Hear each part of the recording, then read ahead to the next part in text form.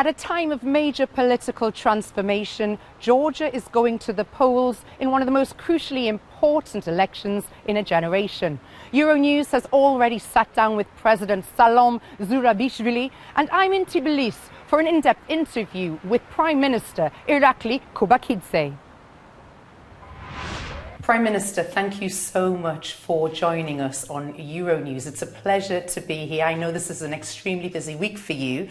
This is also a crucial time for Georgia as the country is heading into elections which are seen as a decision maker for the future of Georgia. For you as a young Prime Minister, what do you see as the future of Georgia?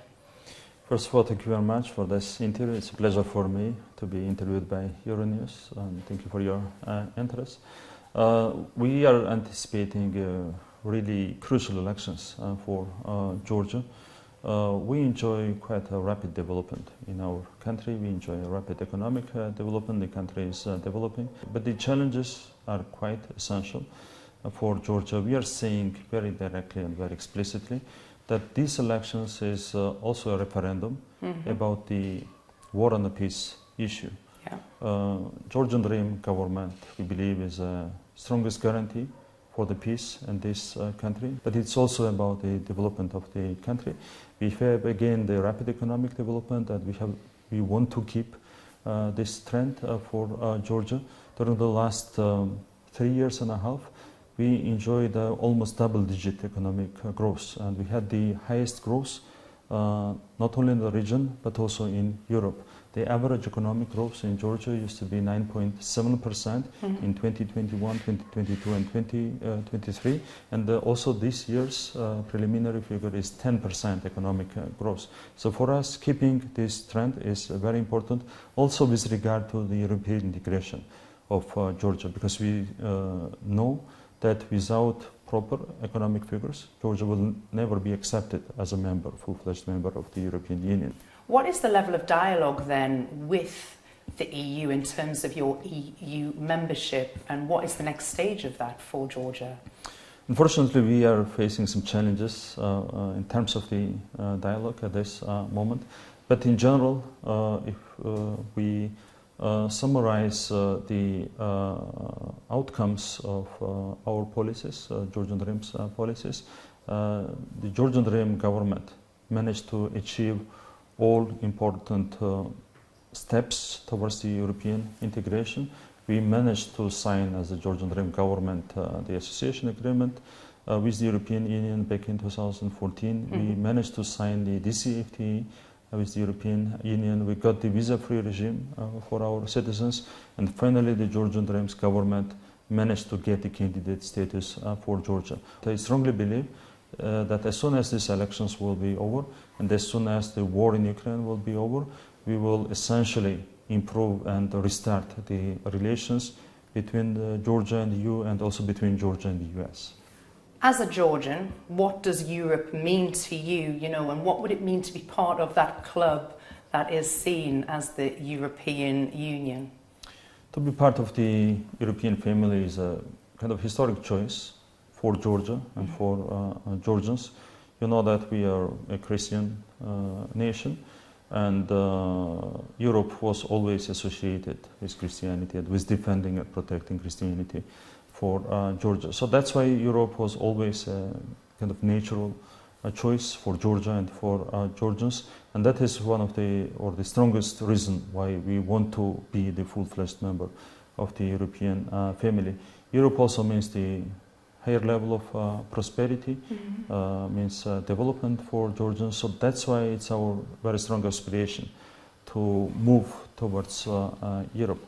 So that's why we are very much committed to this foreign policy priority of Georgia. The world has been debating the question in the East and both the West, and especially in your country, as you say, are you pro-Russian or anti-European? Can you put it to rest once and for all for us? We are clearly pro-European as a government, and we have evidenced it by our actions. And again, so there are very specific actions through which we managed to move the country towards the EU. That's why there is no space for this kind of manipulations. Yeah. But the opposition is there to manipulate. That's their choice. That's their job. That's part of democracy. We will continue to make everything to promote Georgia's EU accession also in the future. As well as talking obviously to the EU, which you are clearly doing, you speak to governments all around the world. When was the last time you spoke to the Kremlin? We have even no diplomatic relations with Russia. Maybe Georgia is the only country in the region which has no diplomatic relations with Russia.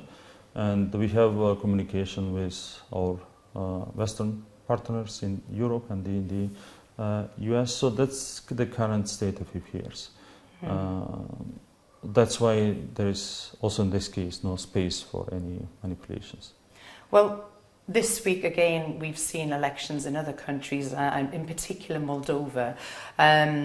There was a lot of controversy in terms of Russia's involvement in the political process there. Will we see anything like that come here to Georgia? You can say that Russia is not influential in Georgia. There are no political parties where they would enjoy their influence. There is no influential media channels with their influence. So that's why the Russian side cannot influence the elections in Georgia, essentially. Looking in, it seems that you're matching certain Kremlin narratives in terms of some of the policies and laws that are being introduced here. The foreign agents law, LGBTQ. Is that something that you would say is following in their footsteps? These are the decisions made by the Georgian government, and these decisions have nothing to do with the decisions made by the Russian government. We have introduced the transparency law, and the content of this law has nothing to do with the content of the Russian law about the NGOs.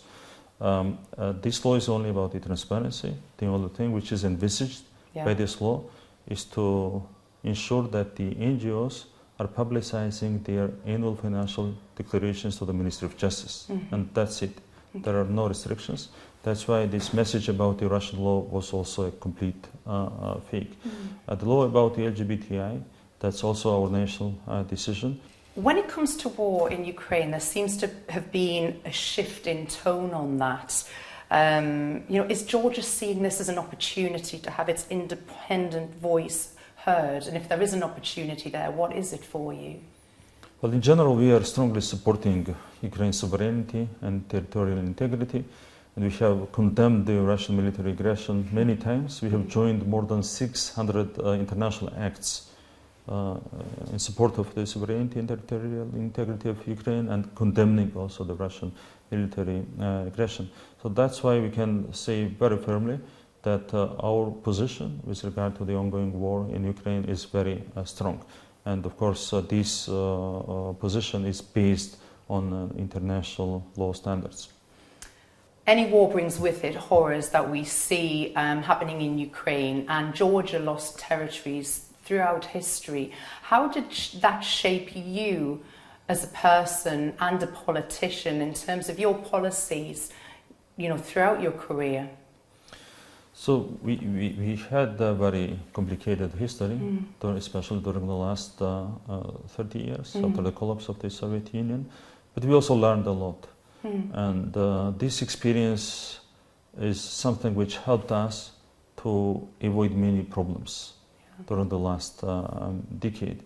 And for me, also as a politician, this experience is very useful and very important. And again, so the entire team used this experience for managing the issues and for avoiding the war in Georgia. What does that mean for a country like Georgia that is surrounded by war? It puts us into a very complicated situation, of course. But again, despite all these challenges, we managed to keep peace in the country. How do you react to Western sanctions against Russia, and what impact does that have on the region? I remember that the opposition was very much pushing us to join these sanctions, but we made a different decision, and I can explain it very easily. The share of the Georgian trade in the entire Russian trade is 0.3%.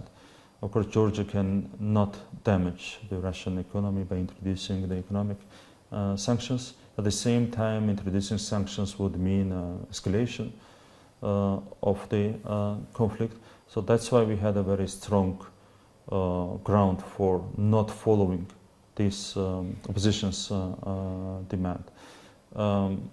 But again, so we are doing our best not to let anybody to use the Georgian territory for avoiding the sanctions. Let's talk trade and energy security, which is very important for this area. You know, where does Georgia play into that? And the strategic location is crucial for Georgia, isn't it? Strengthening the connectivity function for Georgia is one of the key tasks for us, and especially under the new geopolitical circumstances, we can really essentially strengthen our connectivity function in this region. For example, we have a very important strategic projects which connects us with Azerbaijan and Turkey, and there are some other important projects envisaged. For example, the Black Sea underwater electricity cable project and the internet cable project, which will connect Georgia with the European markets. And we are also investing a lot into the development of the infrastructure.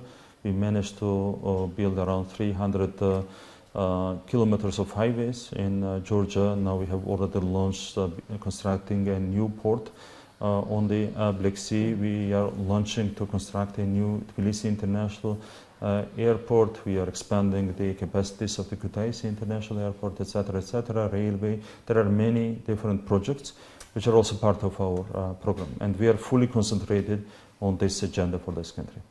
Prime Minister, thank you so much for spending time with us today. It was a pleasure to meet you. Thank you very much. Thank you so much. Pleasure.